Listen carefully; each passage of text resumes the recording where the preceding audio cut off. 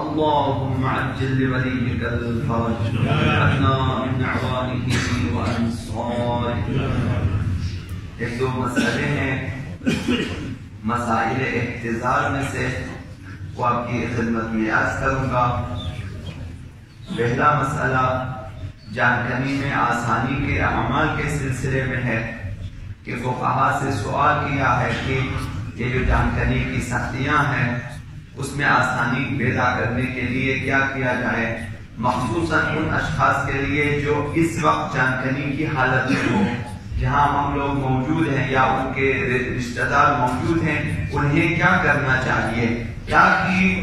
وہ جو محتضر ہے حالت احتضار میں اس کے لیے آسانی پیدا ہو جائے۔ تو جواب میں فرمایا ہے، یہ تقریباً تمام فقہا نے فرمایا ہے کہ جان کنی میں آسانی کے لیے اس مقصد کے لیے کہ آسانی سے جان نکل جائے، سختی نہ ہو، مستحب ہے کہ محتضر کے سرانے سورہ یاسین کی تلاوت کی جائے، سورہ صافات کی تلاوت کی جائے اور سورہ احزاب کی تلاوت کی جائے۔ یہ تین صورتیں اولاً قرآن کی طرف توجہ دیں،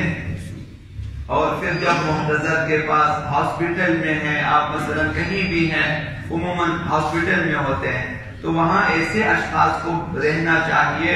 کم از کم اسی مقصد کے لیے کہ جب وہ تکلیف میں ہے اور آپ احساس کریں کہ جان کنی کی حالت میں ہے تو یہ صورتیں پڑھے وہاں پہ اور ان کی تلاوت کی جائے۔ اسی طرح آیت الکرسی مستحب ہے کہ اس کے سرانے پڑھا جائے، سورہ اعراف کی 54ویں آیت مستحب ہے، سورہ بقرہ کی آخری 3 آیتیں مستحب ہے کہ اس کے سرانے تلاوت کی جائے، اور اس کے بعد جس قدر قرآن پڑھ سکے اس کے سرانے قرآن پڑھا جائے، یہ مستحب ہے۔ گھروں میں جب ہم عیادت کے لیے جاتے ہیں یہ بھی مستحب ہے کہ وہاں عام یا سیاسی یا غیر سیاسی بھنڈار کرنے سے بہتر ہے وہاں پہ سورتیں تلاوت کی جائیں، قرآن کی تلاوت ہو جائے، تاکہ یہ جو بیمار ہے جو جان کنی کی حالت میں آسانی سے جان نکل جائے۔ اسی طرح سے بہت سارے فقہا نے اور مفاتیح الجنان میں اور اسی طرح دوسرے اعمال کی کتابوں میں دعائے عدیلہ پہ بھی تاکید کی گئی ہے۔ دعائے عدیلہ اگرچہ معصورہ نہیں ہے لیکن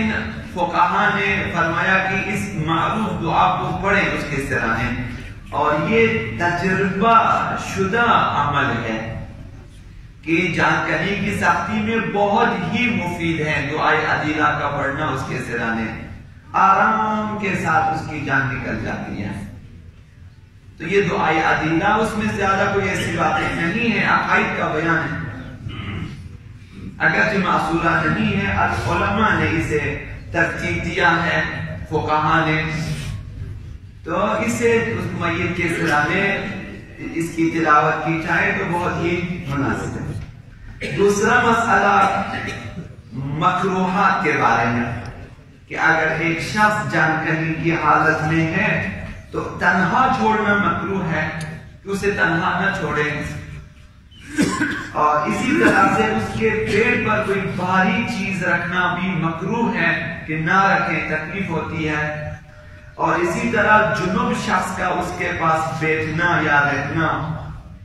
کہ جس نے ابھی غسل جنابت نہیں کیا وہ اس مریض کے پاس محتضر کے پاس بیٹھنا مکروہ ہے، اسے تکلیف ہوتی ہے۔ اسی طرح حائض عورت کا اس کے پاس بیٹھنا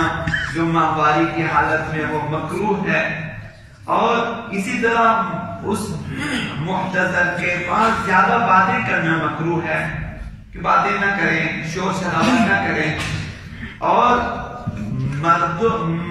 حضرات نہ ہو، صرف خواتین کو چھوڑنا یہ بھی مکروہ ہے۔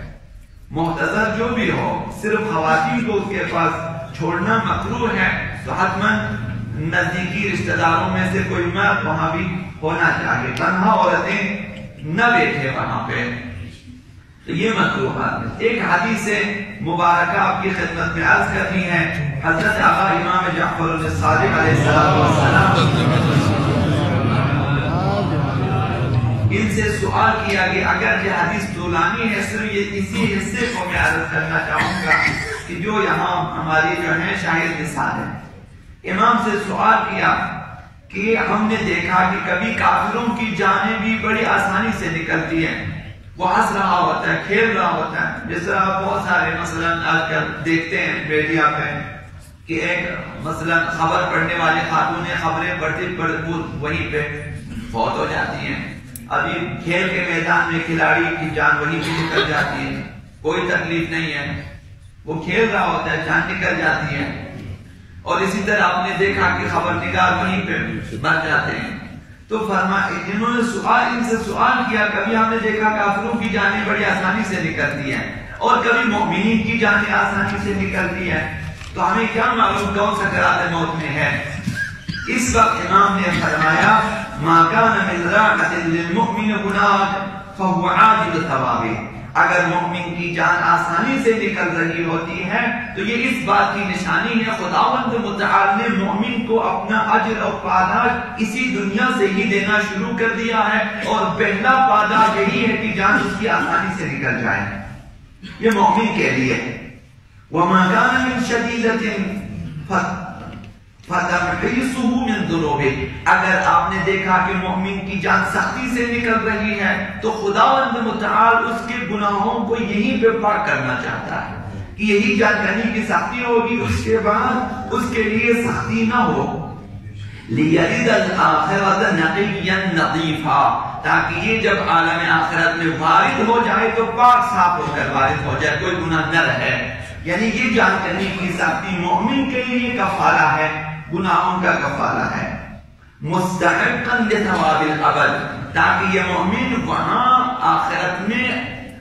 نعمات ابدی کا مستحق ہو جائے، اجر ابدی کا مستحق ہو جائے، حیات ابدی کا مستحق ہو جائے۔ یہ جو چھوٹے موٹے گناہ اس کے تھے یہ رکاوٹ بن جاتی تھی، اب خداوند متعال نے جان کرنے کی سختی میں ان گناہوں کو ختم کر دیا، اس کے بعد یہ مستحق پاداش ابدی ہے۔ لا مانع له دونہ، اب اس کے سامنے آگے کوئی رکاوٹ نہیں ہوگی۔ تو مومن کی سختی جان کرنے کی اس وجہ سے ہے کہ بعض گناہ اس کے موجود ہے، وہیں پہ خداوند صاف کرنا چاہتا ہے، اور آرامش کے ساتھ اس کی جان نکلتی ہے، تو یہ اس وجہ سے خداوند متعال نے وہیں سے اسے پاداش دینا شروع کر دیا ہے۔ اور اسی طرح سے فرمایا کہ وما كان من سهولة هناك على الكافر، جب دیکھا کہ کافر بڑی آسانی سے مر رہا ہے تو کس وجہ سے ہے؟ تو فرمایا